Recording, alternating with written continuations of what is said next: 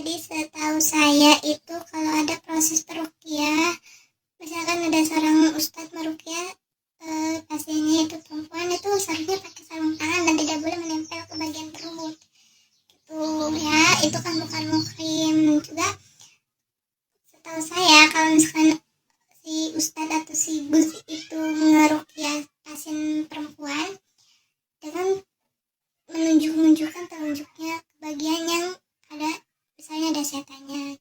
Misalkan saya kena ruqyah gini, di bagian dada saya ada setannya, berarti si ustadz itu menunjukkan jari telunjuknya ke dada saya sambil dibacain ayat-ayat Al-Quran yang menurut itu ruqyah. Itu kan bukan menempel gitu tangannya ke bagian perut wanita, itu kan bukan muhrim, jadi nggak boleh ya. Maaf mbak, saya izin statement, saya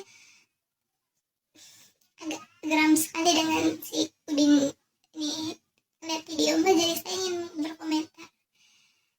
Segitu aja sih saya ngomongnya, cuman intinya saya turut prihatin atas kejadian yang mbak alami oleh Gus itu ya. Sekali lagi, kalau misalkan ada pasien ruqyahnya perempuan yang ngobatin ruqyahnya laki-laki, itu kan bukan muhrim. Jadi alangkah baiknya si Gusnya itu pakai sarung tangan dan juga tidak boleh menempelkan tangannya itu ke bagian kita, maksudnya bagian perut atau bagian dada, bagian tangan, itu kan bukan muhrim. Maaf ya mbak.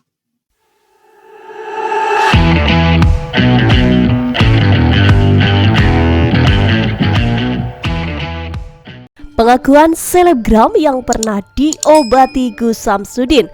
Dilansir dari Detik Jatim Surabaya, perseteruan Gus Samsudin dengan pesulap merah ramai di jagat maya. Pesulap merah sempat meminta pembuktian keaslian ilmu spiritual Gus Samsudin. Hal ini juga memicu aksi demo ratusan warga yang menuntut Padepokan Nursat Sejati milik Gus Samsudin ditutup karena diduga ada penipuan berkedok pengobatan. Ternyata ada salah satu selebgram yang mengaku pernah berobat ke padepokan tersebut. Selebgram tersebut yakni Balena, penyanyi dan model ini menceritakan saat dirinya berobat ke Gus Samsudin setahun lalu. Pengalamannya itu juga diunggah di akun TikTok pribadinya @balena_27. Setahun lalu, Balena bertolak dari Jakarta ke Blitar dengan keluarganya. Saat itu, dari tubuh Balena tiba-tiba keluar binatang dan tidak dikenal sejenis serangga. Di badan aku, jadi kayak ada keluar binatang di pinggul aku. Yang narik itu ponakan. Si binatang itu pas udah ditarik, terus dibakar sama keponakan saya. Tiba-tiba badan saya kepanasan, terus mata saya merah, badan saya gatel, seluruh tubuh saya gatel. Cerita Balena dihubungi Detik Jatim melalui telepon Rabu 3 Agustus 2022. Akhirnya Balena menceritakan keanehan di tubuhnya itu kepada orang tuanya. Saat itu, orang tua menyarankan untuk berobat ke Gus Samsudin. Bilanglah sama orang tua kalau saya begini. Akhirnya mama papa aku itu panik.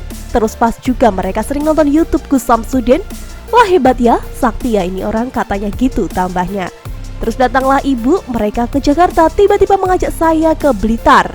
Terus datanglah ibu mereka ke Jakarta, tiba-tiba mengajak saya ke Blitar. Saya tanya mau ngapain, katanya ya udah kita berobat saja. Siapa tahu kan, kok aneh bisa keluar ada binatang kayak gitu di dalam badannya. Ya sudah, saya bilang saya nggak apa-apa kok, aman. Tapi memang masih panas, muka saya merah, benar-benar merah seperti kebakar begitu. Akhirnya Balena pun menuruti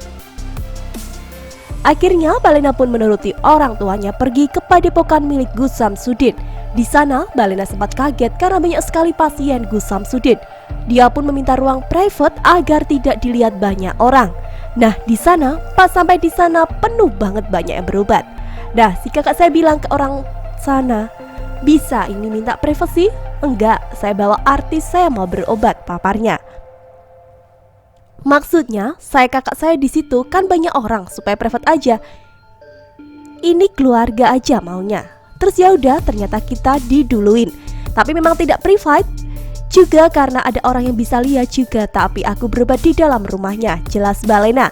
Lalu ia pun bertemu dengan Gus Samsudin. Balena mengaku ditanya soal keluhannya. Gus Samsudin pun melakukan pengobatan kepadanya. Udah gitu diobatinlah di situ. Pengobatannya karena memang saya tidak percaya hal seperti itu. Enggak percaya. Memang aku enggak suka hal-hal mistis kayak gitu. Cuma memang menghargai orang tua aja, kasihan yang sudah jauh. Ya sudah, mau diobati walaupun itu memang benar obatnya saya. Ya alhamdulillah jelasnya. Namun, Mbak Lena mengungkapkan ada sejumlah keanehan dari metode pengobatan yang dilakukan Gus Samsudin. Mbak Lena enggan menyimpulkan jika Gus Samsudin melakukan penipuan. Ia hanya menceritakan pengalamannya. Tidak menyimpulkan dia menipu saya atau bagaimana? Enggak. Cuma memang keadaannya seperti itu. Ini cuma logika saja dan tidak mau mematahkan rezeki orang lain juga.